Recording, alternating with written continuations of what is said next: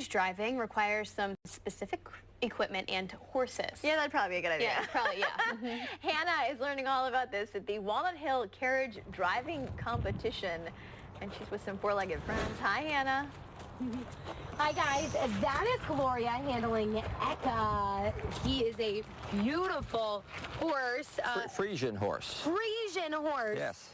Tom, you said that he's actually black, but he got sunburned? Yes, he when he's out in the sun, the hair changes a little light color brown, what it is. So Just like a human. Human, that's right. I said I learned something new today. I had no idea horses could get sunburned. Well, there you go. He didn't put a sunscreen on. That's exactly what it did not or do. Or sunscreen. Yeah. What a shame.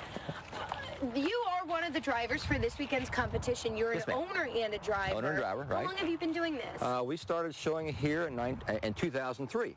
Wow. Our first year here. And you're from Virginia. I'm from Virginia, yes. Shenandoah Valley, Virginia. Bridgewater, Virginia. Talk about this sport, and to you, what makes it so special? This is a wonderful sport for those of us that have horses, and I myself have difficulty riding a horse, so in turn I can drive the horses. Oh, yeah. And it also is a very elegant sport. We have a lot of fun being together. We have a good camaraderie and a lot of good fun times together, so it's just a fine way of enhancing antiques and keeping the antique traditions alive, the driving traditions alive too. So it's just a fun sport. And here are your outfits. You Yes. said you drive with your mother-in-law, who's in her 90s? 93, yes she is, yes. Wow, unbelievable. Yes. And so talk about the outfit, what goes into choosing what you wear and such. As far as my hat here, being the owner and driver, I can use a gray hat. Now my passengers, non-drivers or non-owners, would use a black hat to drive. Okay. So I use the gray hat.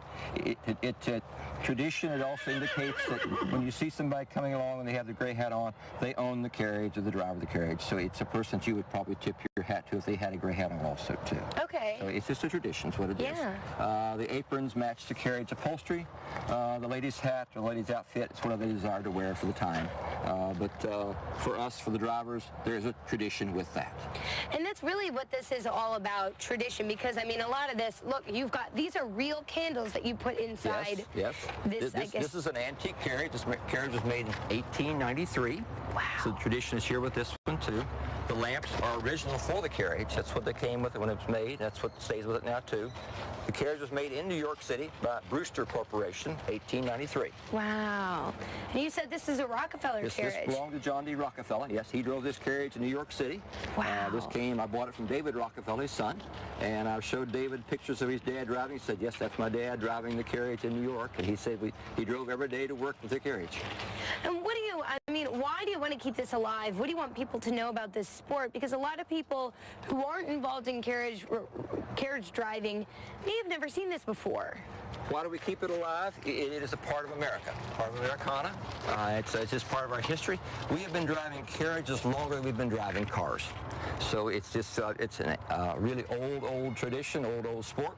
It was a way people got around for years and years in this country. So it's just, I think we keep it alive and keep traditions alive too. Now talk about this carriage. A lot of different carriages require a different number of horses. What about this one? This carriage is designed to use with 2 horses. Okay. It uses what they're called pair horses. The size of the carriage, the weight of the carriage fits very well with 2 horses, what it does. It's called a Stanhope Phaeton, that's what it's called. Phaeton being the chariot of the gods. It has a hood on it for winter, or well, not winter, but winter also rain. If a rain comes, you put the hood up. My groom sits in the back, so it sits back here behind me. That's the person who helps take care of the horses. If I'm not able to, or if I've got to get out and go to a meeting someplace, whatever, the groom takes care of the horses. But the hood is there to protect us from the rain, so it's for. Wow, no meetings during the competition. No meetings during the competition, that's right, yeah. Dinners, but no meetings. Dinners during the competition. Well, thank you so much, Tom. Yes, your horse is beautiful, and so is your carriage. Thank you. And Gloria, thank you. Best of luck this weekend. Thank you very much. Best of luck. We'll toss it back to you. We'll be back with a lot more from Walnut Hill in just a bit. Thanks, Anna.